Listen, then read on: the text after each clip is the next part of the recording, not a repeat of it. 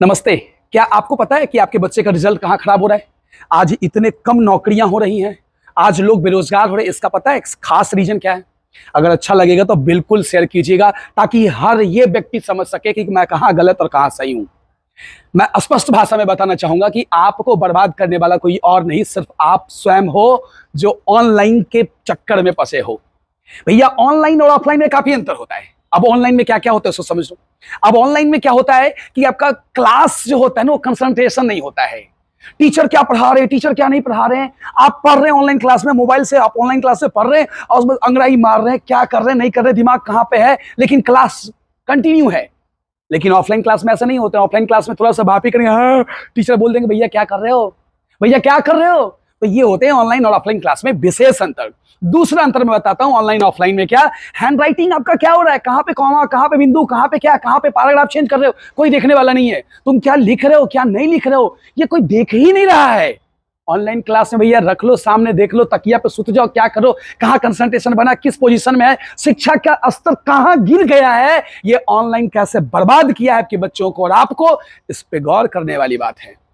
सस्ते में तो मिल जाते हैं लेकिन मतलब नहीं होता है। खान सर से पढ़ लेते हैं हम, लाखों करोड़ों की संख्या में बच्चे पढ़ लेते हैं। खान सर से कितने गार्जियन जाके मिले हैं?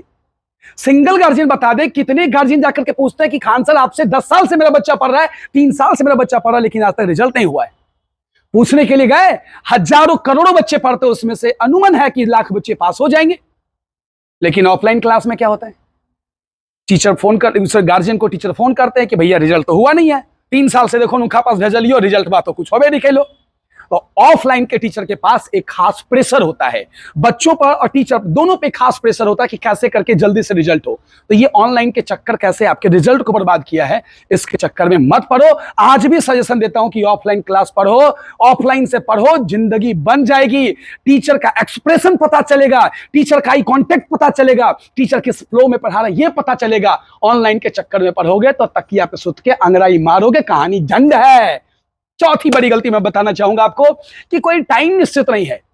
अगर 7 बजे पढ़ना है, 7 बजे से ऑफलाइन क्लास में, तो 7 बजे आपको आना होता है। 7:10 हार्डली तक क्लास स्टार्ट हो जाती है। लेकिन ऑनलाइन में क्या भैया, अच्छा एक दोस्त ने फोन किया है, अच्छा ऐसा करते हैं ना, कल पढ़ लेंगे यही चीज को, कल 2 घंटा पढ़ लेंगे, 3 घंटा पढ़ लेंगे।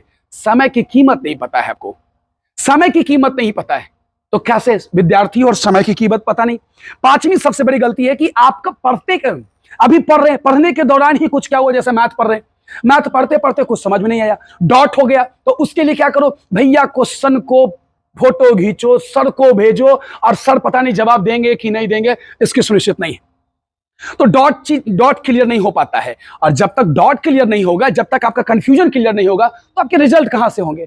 और सबसे बड़ी गलती क्या होगा कि आपके रिजल्ट का कोई फर्क ही नहीं पड़ता है ऑनलाइन क्लास पर। हाँ, टॉप कर जाओगे, सर ब्रांडिंग कर देंगे, आपके बैनर बैनर पोस्टर लगा देंगे कि भैया मेरा क्लास का बच्चा टॉप कर गया, कैसे किया, बाहर में जाइए, मतलब कैसे किया नहीं किया कोई फर्क नहीं पड़ता है। लेकिन रिजल्ट अगर होती है आज भी वैसे बच्चों का, तो जो ऑफलाइन का सहारा लिए हैं, ऑफलाइन बेसिक से पढ़ा है, आज भी वो बच्चा बहुत जल्दी सक्सेस होता है। और सबसे बड़ी गलती कि फिक्स कंटेंट होते हैं, जो टीचर आते हैं उनके पास पहले से डिजिटल पैनल होता है, डिजिटल बोर्ड होता है, उनके पास फिक्स कंटेंट होता है कि यही चीज पढ़ाना है, यही चीज पढ़ा करके समझा देना है। मेरे सामने ऑफलाइन टीचर के सामने फिक्स कंटेंट नहीं होते हैं, फिक्स कंटेंट नहीं होते हैं। वो आते हैं कुछ सोच करके, हो जाता है कुछ और, बच्चे कुछ और लेकर के आते हैं, उनके डॉट को क्लियर करना पड़ता है, और नहीं क्लियर करो तो गार्जियन का फोन आता है।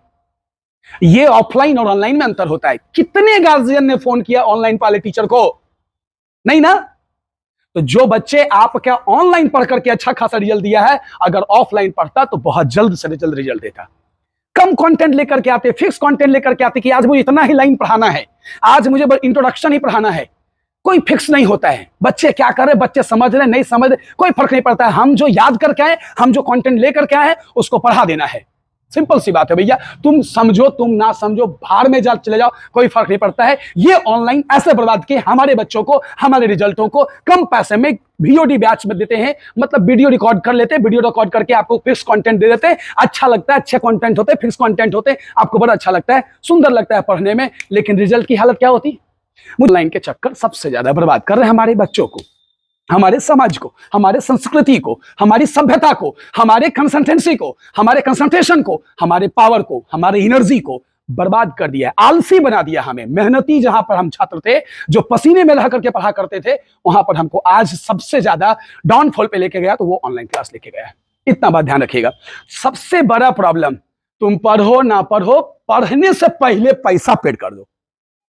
हम पढ़ने से पहले पैसा पेड कर देते हैं, तुम्हारा रिजल्ट हुआ, तुम्हारा रिजल्ट नहीं हुआ, तुम्हारा कोर्स कंप्लीट हुआ कि नहीं हुआ, कि आधे में पढ़ा के छोड़ देंगे, कि 10 वीडियो पढ़ा करके छोड़ देंगे, इस पर भी कोई प्रेशर नहीं।